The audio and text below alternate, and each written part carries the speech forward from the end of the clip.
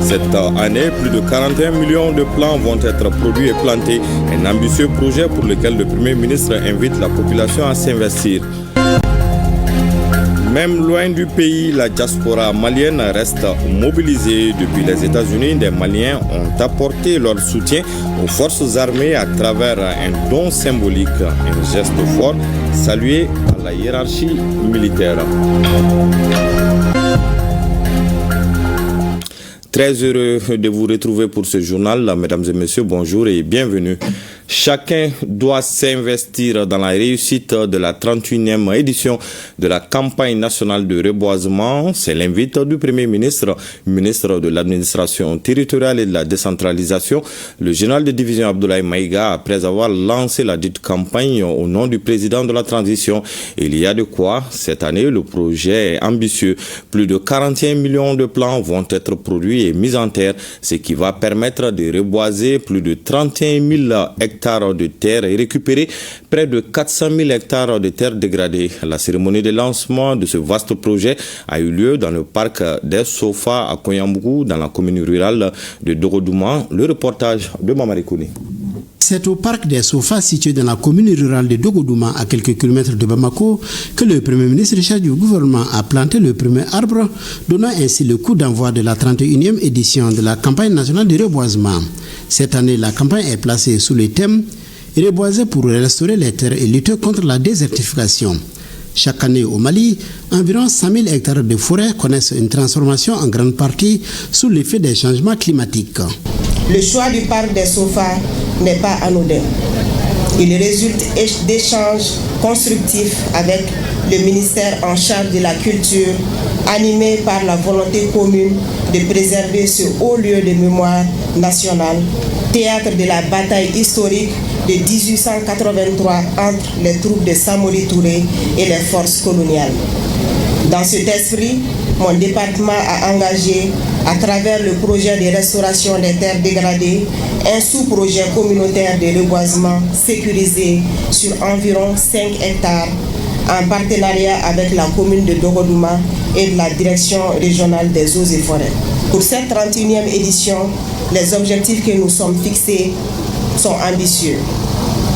Produire 41 384 716 plants, reboiser 31 876,21 hectares de terre et récupérer 385 156 hectares de terre dégradées. Ces chiffres, aussi impressionnants soient-ils, ne sauraient à eux seuls traduire l'ampleur des efforts déployés sur le terrain. Je tiens ici à saluer particulièrement l'engagement actif des collectivités territoriales, de la société civile, des structures communautaires et du secteur privé, dont la participation volontaire et responsable donne tout son sens à cette campagne. Cette formidable mobilisation citoyenne qui ne cesse de croître renforce notre conviction que le reboisement peut et doit devenir un levier durable de résilience écologique au service d'un développement harmonieux et équitable pour tous. Le ministre de l'Environnement, de l'Assainissement et du Développement durable a rendu un hommage mérité aux agents du service des eaux et forêts pour les actions prioritaires engagées dans la digitalisation des services forestiers. Pour le représentant des partenaires techniques et financiers du groupe thématique Environnement et Changement climatique, le reboisement n'est pas seulement une action environnementale. C'est un acte de paix, de résilience et de développement durable. C'est pourquoi les partenaires réitèrent leur engagement pour accompagner le gouvernement du Mali pour soutenir ses efforts pour une gestion plus durable des ressources naturelles. Chaque arbre planté aujourd'hui est une promesse pour demain, une promesse de biodiversité, une promesse d'ombre, une promesse de pluie, une promesse de vie tout simplement. C'est pourquoi nous en appelons à une mobilisation collective, décideurs politiques, écoles, collectivités territoriales, entreprises, communautés, familles, chacun a un rôle à jouer. Notre responsabilité collective et individuelle de gardien de la planète nous impose un engagement sans faille et un changement dans nos comportements et nos habitudes afin de renforcer davantage les efforts pour combattre et inverser la tendance actuelle de déforestation et de dégradation des ressources naturelles. C'est l'occasion de saluer le leadership des autorités maliennes pour les efforts constants déployés dans la lutte contre la désertification et les effets néfastes des changements climatiques.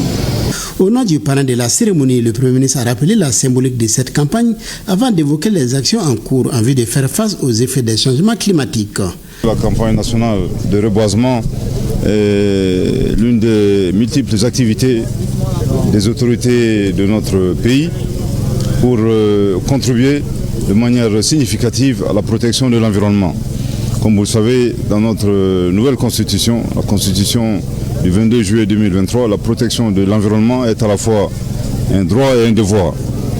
Et cet objectif est porté haut par son Excellence le général d'armée Assimi Goïta, président de la transition, chef de l'État, qui est également le parrain de cette campagne nationale de reboisement. Je voudrais également rappeler que les conséquences de la déforestation, nous l'avons entendu, bien entendu, sont les suivantes. Essentiellement, l'avancée du désert, malheureusement qui nous frappe de plein fouet, la destruction de notre biodiversité et la dégradation des terres. À cela, nous pouvons également ajouter les conséquences sanitaires et les conséquences économiques. Différentes initiatives sont en cours, à savoir la Grande Muraille Verte, également le programme de restauration des terres dégradées. Et bien entendu, d'autres initiatives consistant à procéder à des opérations de reboisement. Je voudrais, au nom de son Excellence le général d'armée Assimi Goïta, président de la transition, chef de l'État, saluer et féliciter Madame le ministre de l'Environnement et l'ensemble de ses collaborateurs, notamment les agents de la Direction générale des eaux et forêts. Mais ceci dit, si nous voulons reboiser, il faut deux actions simultanées. Planter beaucoup plus d'arbres et surtout suspendre, voire arrêter de détruire notre forêt. Et évidemment, ces actions sont extrêmement lourdes et vont au-delà du seul effort des autorités et des pouvoirs publics. Il est important que l'ensemble de la population malienne s'implique. C'est le sens, en tout cas, de l'appel que le chef de l'État adresse à nos populations.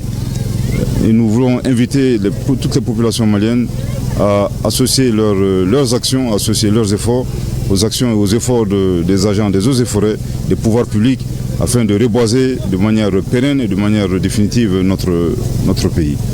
Le chef de village de Dogodouma et le maire de la commune se sont réjouis du choix du parc des Sofa pour ce lancement. Ils ont ainsi profité pour évoquer quelques-unes de leurs préoccupations, comme la réalisation de la voie d'accès. La prestation du groupe Nyogolon a mis en lumière l'importance du reboisement dans nos communautés.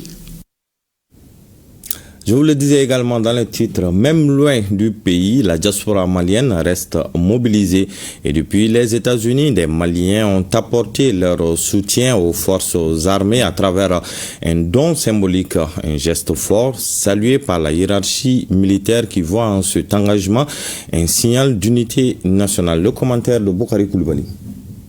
La diaspora malienne des États-Unis soutient les forces armées maliennes. Elle a récemment fait un don de 2 500 000 francs CFA à la direction du service social des armées, une contribution à l'effort de guerre contre le terrorisme. Mahamadou Sissé, représentant de la communauté malienne à New York, a insisté sur la responsabilité de tous dans ce moment critique du Mali. Mali famaw ye min kɛ o ka ca n'anw ta ye olu y'u ni de di u jeli bon an ta tɛ foyi ye fo wari bon an y'an seko nin kɛ k'a yira dɔrɔn ŋɛnɛ dɔrɔn de don an b'a ɲini maliyɛn bɛɛ fɛ diaspora bɛɛ i bɛ yɔrɔ o yɔrɔ i se ye dɛrɛmɛ fila min ye bɛɛ ka se ka fama dɛmɛ pour que jamana bɛ gɛlɛya min kɔnɔ a bɛ se ka bɔ o kɔnɔ cogoya min na. Personne ne pourra sortir notre pays des difficultés si ce n'est pas nous Maliens. Donc chacun doit amener sa pierre à l'édification de ce Mali. Et la diaspora malienne vivant à New York vient de faire ce pas pour montrer qu'ils sont prêts à accompagner leur pays pour le développement, pour le bien-être de nos populations. Et par conséquent, nous ne pouvons que les remercier au nom des plus hautes autorités du pays. Ce geste fort et symbolique montre que même loin du pays, la diaspora malienne reste engagée pour la stabilité et l'édification de la nation. Le nouveau président du Conseil régional de la jeunesse de Koulikoro se nomme Abdoulaye Samasekou Guindo et il a été élu par acclamation. Il assure désormais la destinée de la fêtière régionale. Le bureau a été officiellement présenté aux autorités régionales à la faveur de la rentrée solennelle des élus du Conseil régional de la jeunesse. Les précisions avec Adama Traoré. Cette rentrée solennelle des élus du Conseil régional de la jeunesse de Koulikoro est un signe d'engagement et de responsabilité pour les membres du nouveau bureau. Il s'agit pour eux d'accomplir les tâches qui leur seront assignées avec courage et détermination. En tant que jeunes élus, nous avons la responsabilité de porter la voix de notre génération, de défendre nos idées et de travailler ensemble, car chacun compte pour nous dans l'élan de construire et préparer des jeunes meilleurs, prêts à contribuer sans relâche dans l'épanouissement de notre région. Cette institution ne se limite pas seulement à un espace d'échange et de réflexion, mais elle incarne également les aspirations de la jeunesse malienne. C'est un véritable échange de voix qui porte les préoccupations de la jeunesse auprès des autorités et aux acteurs du développement. Placée sous le thème jeunesse, paix et sécurité, cette cérémonie a été un moment de communion entre la jeunesse, en ce sens que les présidents des conseils régionaux de Nara, de Menaka et de Tombouctou ont répondu à l'invitation. Cela témoigne de la volonté de consolider la paix entre nous Maliens. Le président du Conseil national de la jeunesse du Mali, CNJ, n'a pas manqué de saluer le gouverneur Sanogo pour sa vision constructive. Votre présence aujourd'hui à cette rentrée n'est pas anodine.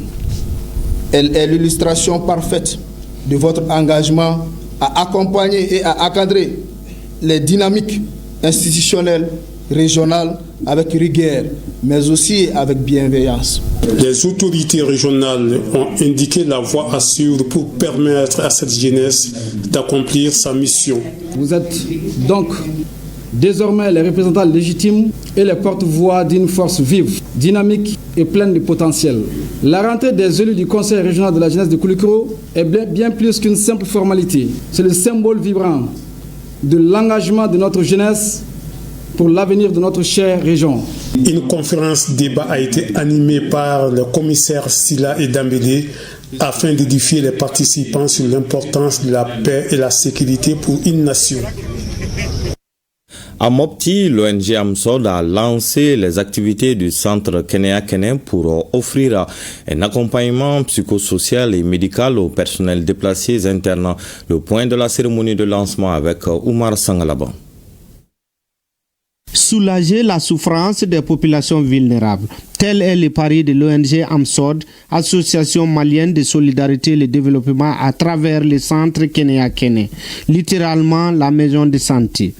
Le nouveau centre situé à Sévaré Village Khan ouvre officiellement ses portes aux personnes déplacées internes PDI et les acteurs humanitaires avec pour mission d'offrir un accompagnement psychosocial, médical et communautaire.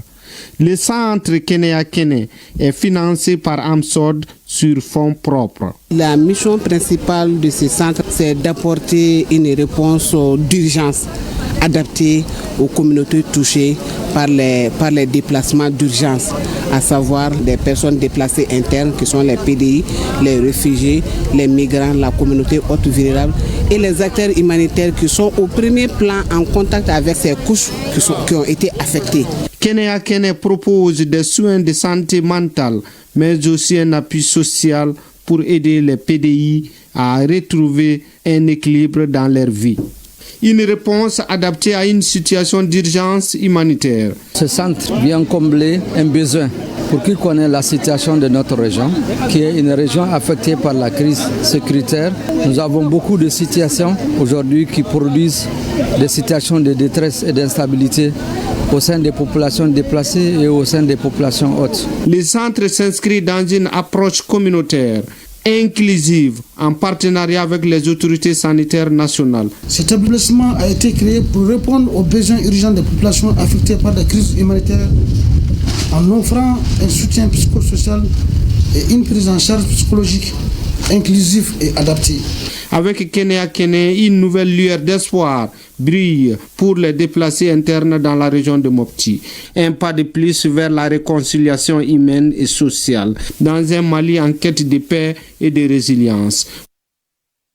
Les producteurs de coton venus des régions du Mali et du district de Bamako étaient dans la capitale de l'Or Blanc. Ils ont participé à une rencontre organisée par l'association Ouyeko qui signifie à Minyanka « Unissons-nous ». L'objectif est de s'unir pour améliorer les conditions de production déjà menacées par l'apparition des jacides. Cette rencontre constitue aussi une invite des producteurs à s'engager pleinement pour l'atteinte des objectifs de la campagne. Les détails avec Brahima Kone et Amadou Dolo. Massivement, les producteurs de coton du Mali se sont retrouvés à Koutiala dans la salle Zanga Koulibaly en faveur d'une rencontre organisée par l'association Ouyeko. Des vocables Mianka qui signifient Unissons-nous. Sénégalais farafaraleno a Mali korsana be yenyon wele kana Koutiala. Anga na nyini ka faranyon kan ka bɛɛ kelen ma ka don da kelen fɛ ka bɔ da kelen fɛ o de b'a to an ka jamana ɲɛmɔgɔ yɛrɛ bɛ lafiya o de b'a to an bɛ fɛn mun ɲini sɛnɛko la kɛrɛnkɛrɛnna kɔɔriko la o bɛ ɲɛ sɔrɔ an bɛna an tɛgɛ di ɲɔgɔn ma ka jigi dugu ma k'a yira sɛnɛkɛlaw la bi taa kɔfɛ gɛlɛya tɛ yen bilen. maa si tɛ se ka Mali jɔ maa si place la donc sɛnɛkɛlaw n'an ma fara ɲɔgɔn kan kɛ message kelenw di ɲɛmɔgɔw ma an ka laɲiniw tɛ se ka sabati sɛnɛkɛla ka marafa ye a ka dabakala de ye. Bon, Sénégal ka daba o de bɛ kɛ ka min jɔnmɛnw ma n'u b'an sécurité n'o ye an ka faamaw ye daba de b'olu jɔ faamaw bɛ bureau kɔnɔ daba de b'olu jɔ Mali drapeau fɔlɔfɔlɔ ye Sénégal ka daba de ye o de la an ye drapeau kɛ dabakala in kan n'o ye vert jaune rouge ye k'a di ɲɛmɔgɔ ninnu ma u k'u cɛsiri Mali, Mali. Cette rencontre est une invite à l'endroit des différents groupements de la Confédération nationale des sociétés coopératives des producteurs de coton CNSCPC pour une mutualisation des efforts et une émergence d'idées visant à améliorer les conditions de production. Toutes choses qui, selon les producteurs, devront contribuer à booster l'économie malienne. On a au démarrage de la campagne agricole 25-26, on est confronté d'abord à deux problèmes. D'abord, il y avait le retard du paiement des recettes coton au niveau des producteurs et il y a eu aussi le retard de la mise en place des intrants au niveau de nos OP de base. Aujourd'hui, il y a un troisième qui est l'apparition des jacides au niveau de nos champs. Voilà pourquoi ensemble, il faut qu'on se retrouve et chercher des solutions par rapport à ces difficultés. Janfa dɔ kun sirimen Mali kama pour que Sénégalais ka mankan wuli autorité la mais Sénégalais y'a faamu gɛlɛya min bɛ Mali kɔnɔ olu tɛna mankan wuli autorité la donc o foli di Mali autorité ni Sénégalais bɛɛ ma o ye mun ye min kɛ ɲinan vraiment a diyara anw ye an minnu bɛ bureau la Bamakɔ a diyara an kosɛbɛ halisa an ka taa ni o mun ye pour que jamana yɛrɛ bɛɛ ni jɔyɔrɔ don bɛɛ ka se ka jɔyɔrɔ fa jamana ko la ko Mali kɔnɔ kɔɔri sɛnɛ bɛ taa maa 300,000 kɔɔri bɛ sɛnɛ yɔrɔ min na bon n'an fara la i b'a dɔn jamana kuntigiw t'an ka kuma don ba la donc mais n'an bɛ kulu kelen de i b'a sɔrɔ n'an ye min fɔ o bɛ waleya Mali kɔnɔ. De la discussion jaillit la lumière du temps. Ainsi, les producteurs de coton conviennent qu'ils doivent évoluer ensemble pour l'atteinte des objectifs de production. Un mot de culture à présent avec le démarrage des semaines locales artistiques et culturelles à Tombouctou et Bougouni. Les troupes des différents quartiers et cercles s'affrontent pour pouvoir représenter leur région à la Biennale artistique et culturelle Tombouctou 2025. Les précisions avec Saloum Konaté depuis Tombouctou et Abdul Karim Konaté de Bougouni. C'est parti pour le lancement des activités de la semaine locale artistique et culturelle dans la 6e région. La cérémonie d'ouverture a enregistré une mobilisation de taille de la population locale, des personnalités administratives et politiques ainsi que des artistes de la région de Tombouctou. Cette semaine est plus qu'un simple programme culturel. C'est une célébration de ce que nous sommes, une ouverture à l'autre, une invitation à la rencontre à travers les chants, les danses, les traditions, les talents de nos 4 communes. Je veux qu'on continue avec ça. Parce que c'est un truc vraiment, c'est ça qui donne que les gens sont ensemble, que les gens sont tous. Il faut voir aujourd'hui, on est là, je suis avec Bremilali, tous les Bremilali sont là, tout le monde est là. La cérémonie qui durera 4 jours permettra aux différentes troupes, à savoir à la FIA, Bremilali, la FIA et la commune urbaine de Tombouctou de compétir en solo, de chant, danse traditionnelle, ensemble instrumental et en chœur. Comme vous le savez, Tombouctou s'apprête à abriter la phase nationale de la Biennale artistique et culturelle en décembre 2025. Une occasion à saisir pour montrer à tout le reste du Mali toute notre hospitalité légendaire et toute notre reconnaissance aux plus hautes autorités, notamment le président de la transition, son excellent le général d'armée Assimi Goïta, qui a choisi Tombouctou pour abriter l'édition 2025. Qu'il en soit remercié. Avec l'accompagnement et l'aide de toute la population de Tombouctou, la région singulièrement et celle du cercle, nous allons relever les défis de l'organisation à tous les niveaux. Un défilé de troupes et une prestation des anciens artistes de la Biennale artistique et culturelle ont été entre autres temps forts de cette cérémonie. La Biennale artistique et culturelle Tombouctou 2025 se prépare activement dans la région de Bougouni. La phase locale qui permet aux différents cercles de constituer leurs troupes est lancée ce mercredi. Le cercle de Bougouni a choisi le centre culturel Sirabatogola pour le lancement de ses activités. L'organisation de la Biennale traduit la volonté de son Excellence, le général d'armée Assimi Goïta, président de la transition, chef de l'État, de faire de cet événement le cœur des stratégies et processus de développement de notre pays, le Mali. L'objectif global vise à faire la Biennale artistique et culturelle un facteur de sursaut patriotique pour plus d'implication dans la construction et la consolidation de la 4e République et surtout dans les processus de développement endogène et d'appropriation des valeurs et principes qui guident l'action publique au Mali. D'ores déjà, je peux confirmer que l'événement de ce soir a été un plein succès, ça a été une réussite dans la mesure où toute la population, n'est-ce pas, de Bougouni alors s'est mobilisée, y compris alors les artistes et les partenaires pour que alors l'événement soit alors une parfaite réussite. Et il y a beaucoup qui reste à venir. Notamment, nous allons essayer de rentrer dans l'internat pour parfaire alors ce que vous avez vu aujourd'hui. Le cercle de Kadiana n'est pas resté en marge des festivités de la phase locale de la Biennale. La place publique du chef-lieu du cercle de Kadiana a vibré au rythme des instruments traditionnels de musique. Cette journée qui s'inscrit dans le calendrier de la Biennale artistique et culturelle Tombouctou 2025 fera date dans l'histoire culturelle du Mali, car pour la première fois, nous y participons en tant que circonscription administrative cercle. L'édition 2025 de la Biennale est placée sous le thème « La culture, socle de l'ancrage de la 4e République », un thème évocateur et qui cadre parfaitement avec les enjeux et les défis actuels du Mali.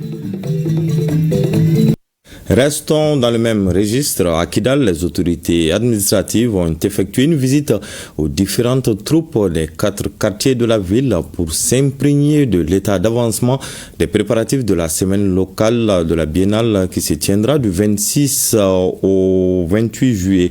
Sungalo Doumbia était de la visite. Suivons son reportage. En marge de la semaine locale, Kidal renoue avec les festivités culturelles. Pour s'imprégner de l'état de l'avancement des préparatifs, les autorités administratives ont rendu une visite aux différentes troupes. Première étape de la visite, la troupe du quartier Etambar qui n'a pas manqué de séduire les visiteurs du jour. Merci beaucoup le chef de quartier qui s'est investi dans le cadre des préparatifs. Également pour remercier le maire et le préfet du cercle de Kidal pour cette phase locale de la Biennale artistique et culturelle, édition 2025. Comme il faut le rappeler, le thème central est bien sûr la culture, socle de la 4e République. Je pense que c'est un thème évocateur qui intéresse à plus d'un titre notre région, en raison d'ailleurs de sa diversité culturelle. La deuxième étape de la visite, la troupe du quartier Angamali et celle du centre-ville, plus celle du quartier Aliou, avec un message fort, les encadreurs et les acteurs sont déterminés à soutenir les autorités de la transition. Et indivisible. On est toujours derrière Assimi Goïta et nos autorités. La route tracée, on est toujours avec eux. Merci aussi les maires de la région de Kidal, parce qu'il faut beaucoup pour la population de Kidal. Ensemble, toutes les troupes vont présenter un numéro de l'ensemble instrumental, les solos de chant et la pièce de théâtre pour signer le retour des activités culturelles à Kidal. C'est la fin de ce journal. À 20h, vous avez rendez-vous avec Khadija Toukone pour la grande édition du soir. En attendant, passez d'excellents moments en compagnie des programmes de ORTM 1.